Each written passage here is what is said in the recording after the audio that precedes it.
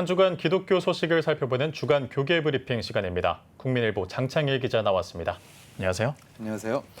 최근 장로의 신학대가 총신대에 1907년부터 1959년 학적부 사본을 전달했다는데요. 이게 아주 흥미로운 이야기들이 있다고요. 네, 그렇습니다. 이 학적부 사본 기증으로 총신대는 비어있던 역사의 조각을 채울 수 있게 됐습니다.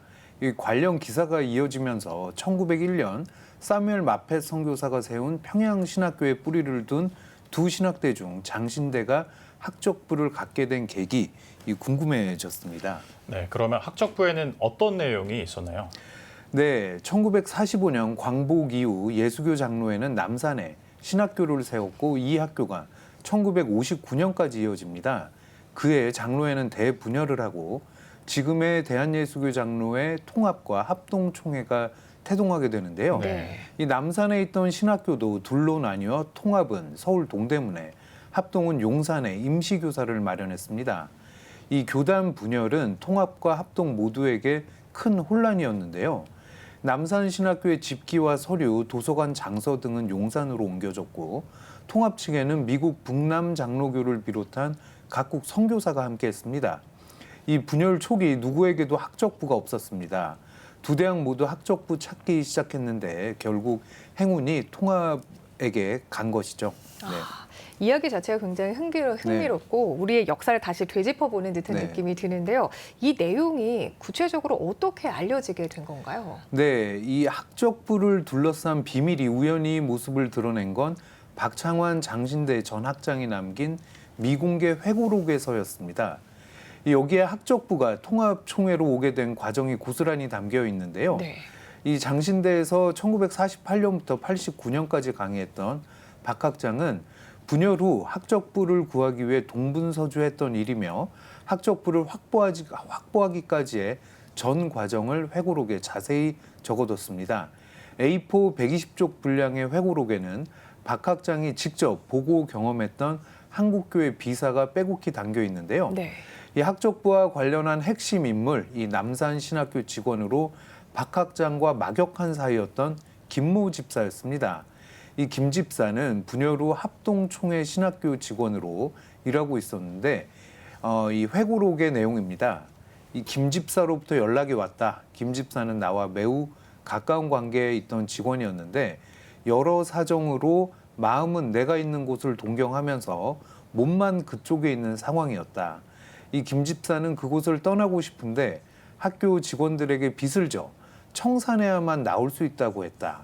이 국회의원으로 출마했던 모 씨 선거운동을 돕다가 그가 낙선하는 바람에 빚을 졌다는 것이었다. 나는 갚아주겠다고 했다. 그때 월급을 두 곳에서 받고 있었기 때문에 자신이 있었다.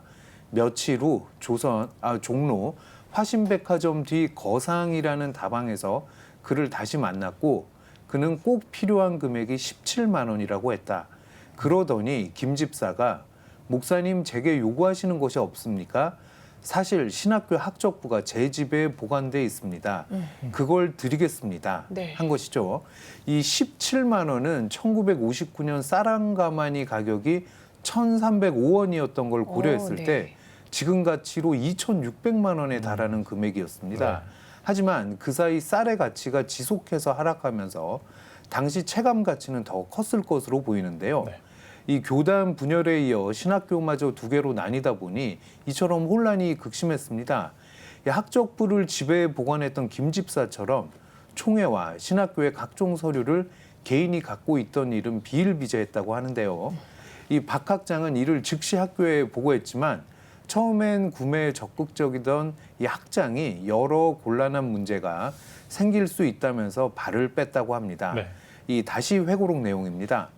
나는 화가 나 단독으로라도 하겠습니다라고 말한 뒤 밤중에 옆집 처형댁에서 17만 원을 월 5부이자로 꿨다. 이 김 집사는 돈을 받은 뒤 흰 쪽지 한 장을 내놓으면서 물건이 서울역 화물보관소에 있다고 했다. 이 보관소에서 학적부가 들어있는 고리짝을 찾아 택시에 싣고 순화동 동서댁에다가 놓았다. 한 달 후 그 고리짝을 학교로 운반했고 내가 가지고 있을 필요가 없기에 제자리에 갖다 놓은 것이고 그렇게 해서 장로의 신학교 학적부가 자기 고장으로 돌아왔다 이렇게 썼습니다. 네. 네. 그리고 박 학장이 고군분투를 통해서 이제 극적으로 장신대가 학적부를 확보하게 된 거죠. 네. 그렇습니다. 박 학장이 확보한 학적부는 1907년부터 1951년, 1952년부터 59년 등 두 권으로 각각 349쪽과 282쪽 분량입니다. 이 안에는 2,066명의 졸업생 명부가 빼곡히 담겨 있는데요. 네. 학적부를 확보한 시기는 분열 이듬해인 1960년으로 추정됩니다. 관련해 이미국 장신대 명예교수 얘기 들어봤는데 분열 후 혼란스럽던 시기에 어떤 학교도 갖고 있지 못하던 학적부를 우연한 기회로 확보한 건 학교로서는 큰 행운이었다면서 네. 이 학적부 한 집안의 족보와도 같은 것으로 대학의 정통성 세우는 데 있어 가장 중요한 자료인데 자칫 누구도 확보하지 못하고 소실될 뻔했었다 이렇게 말했습니다.